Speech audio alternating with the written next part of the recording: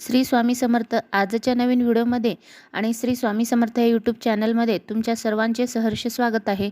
अनंत कोटी ब्रह्मांड नायक राजाधिराज योगीराज जगाचे चालक मालक पालक श्री स्वामी समर्थ महाराज यांना त्रिवार वंदन करते आणि आजच्या नवीन व्हिडिओला सुरुवात करते. आज आपण श्री स्वामी समर्थ महाराजांचे स्वामी संदेश ऐकणार आहोत. तुम्ही जर या चॅनलवरती नवीन असाल तर चॅनलला लाईक शेअर सबस्क्राईब करायला विसरू नका.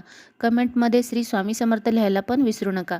प्रत्येकाच्या जीवनात अनेक वेळा गतिरोधक म्हणजेच अडथळे येत असतात आणि तो निसर्गाचा नियमच आहे. आज असेल तर ते उद्या नसेल किंवा उद्या असेल तर ते आज नसेलही. अतिशय संघर्षाच्या वाटचालीत कधी फायदे तर कधी तोटे हे प्रत्येकाच्या आयुष्यात येतच असतात.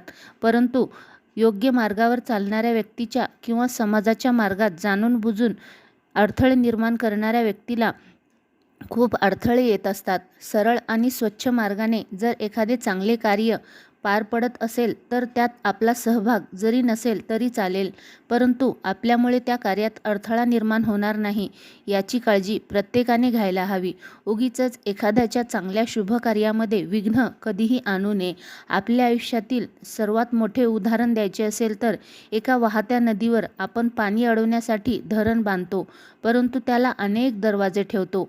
आपला उद्देश योग्य आहे, कारण पाण्याचा साठा करून तो उपयोगात आणला पाहिजे, परंतु निसर्गाची देणगी मिळालेल्या नदीला कायमस्वरूपी आपण घडू शकत नाही. वर्षभर तिचे काही दरवाजे उघडेच ठेवावे लागतात, कारण त्या नदीच्या मार्गात येणाऱ्या प्रत्येक जीवास पाण्याची गरज आहे आणि त्यांची तहान फक्त नदीच भागू शकते. हे नैसर्गिक आहे. जर आपण दरवाजे नाही उघडले तर एक दिवस बांधलेले धरण ते तोडून पुढे येतील आणि विसरून चालणार नाही. अगदी तसेच आपल्या आयुष्यातील प्रत्येक मार्गात येणाऱ्या अडचणी दूर होणार आहेत. नव्हे तर ते कृत्रिम अडथळे अटकाव ही आपोआपच बाजूला होणार आहेत किंवा ती केली जातात. मग त्यावेळी मात्र हे सर्व निर्माण करण्याची किंमत शून्य होते. एवढे तर आपण सहज समजू शकतो. जर आपण एका चांगल्या कार्याचा भाग होऊ शकत नसेल तर त्या कार्याला कुंपण घालण्याचा किंवा मर्यादा घालण्याचा आपल्याला बिलकुल अधिकार नाही.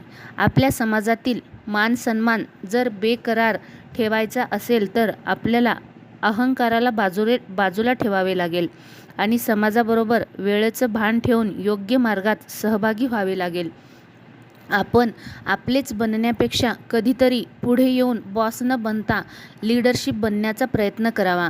कोणतीही योग्य प्रक्रिया घडत असताना स्वतःच्या फायद्यासाठी किंवा स्वार्थासाठी त्या कृतीचा वेग कारण नसताना मंद करणे किंवा होणाऱ्या प्रक्रियेत सहभागी न होता ढवळाढवळ करणे, व्यत्यय आणणे ही मानसिकता असलेली व्यक्ती किंवा तो समाज हा प्रगतीच्या मार्गातला नेहमीच ठरलेला अडथळा ठरतो. अशा समाज विघातक वृत्तीपासून निरपराध लोकांनी दूर राहायला पाहिजे. निस्वार्थ समाजसेवा करणे हे प्रत्येकाला जमेलच असे नाही, ते रक्तात असायला लागते. कोणतेही सोंग घेऊन किंवा दिखावा करून समाजसेवा होत नाही. अडथळ्याची शर्यत जिंकणे हे फार सोपे असते. फक्त तुमचा सकारात्मक दृष्टिकोन हा तुम्हाला विजयाच्या टोकावर घेऊन जातो. मग कितीही नकारात्मक भूमिका घेणाऱ्या व्यक्तीचे अडथळे आडवे येऊ द्यात, त्यांनी काहीही फरक पडत नाही, कारण तुमचा आत्मविश्वास हाच तुमच्या यशाचा सर्वात मोठा गुरु आणि तुमच्या कार्यावरचा विश्वास हीच खरी प्रेरणा असते. विरोध करणे फार सोपे असते, परंतु विरोध न करता कार्य सिद्धीस नेणे हे फार अवघड असते.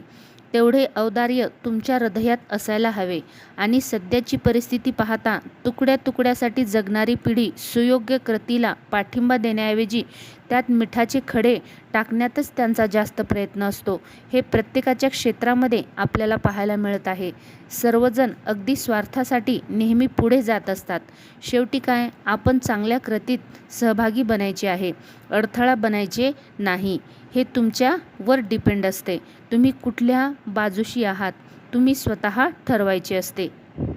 शेवटी एवढेच सांगेन, जेव्हा आरसा आपल्या चेहऱ्यावरील डाग दाखवतो तेव्हा आपण आरसा फोडत नाही तर चेहऱ्यावरील डाग साफ करतो.